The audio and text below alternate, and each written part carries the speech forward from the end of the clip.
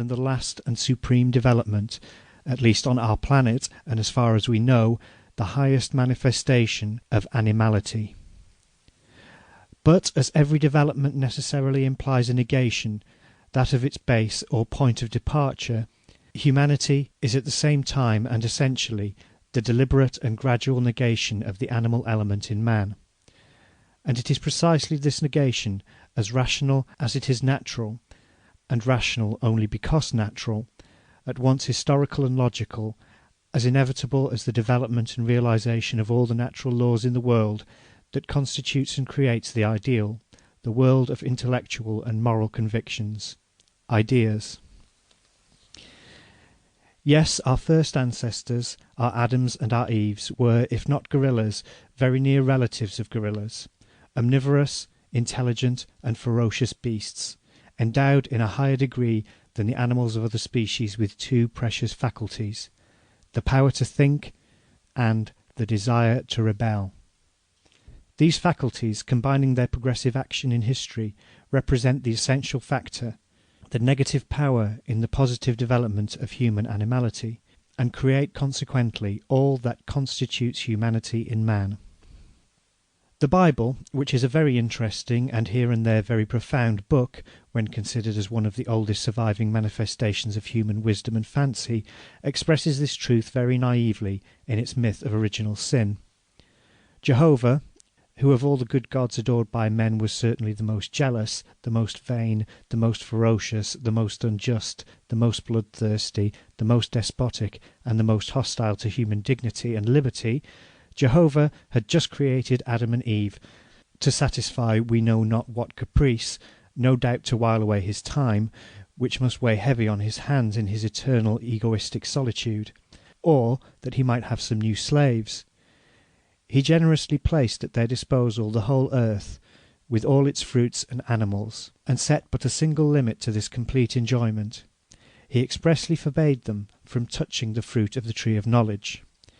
He wished, therefore, that man, destitute of all understanding of himself, should remain an eternal beast, ever on all fours before the eternal God, his Creator and his Master. But here steps in Satan, the eternal rebel, the first freethinker and the emancipator of worlds.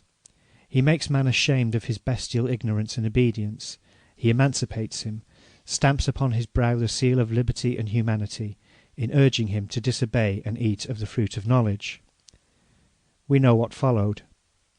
The good God, whose foresight, which is one of the divine faculties, should have warned him of what would happen, flew into a terrible and ridiculous rage. He cursed Satan, man, and the world created by himself, striking himself, so to speak, in his own creation, as children do when they get angry. And, not content with smiting our ancestors themselves, he cursed them in all the generations to come, innocent of the crime committed by their forefathers.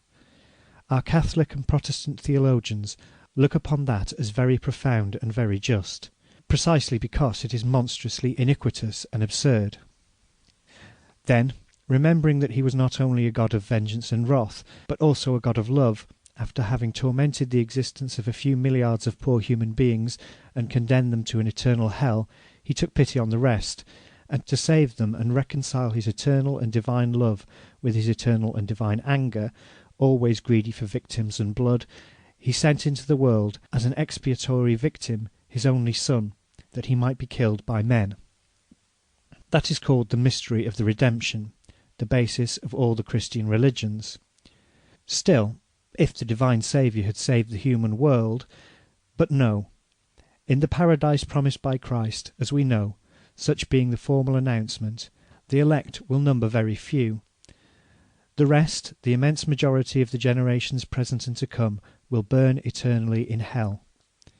In the meantime, to console us, God, ever just, ever good, hands over the earth to the government of the Napoleon III's, of the William I's, of the Ferdinands of Austria, and of the Alexanders of all the Russias.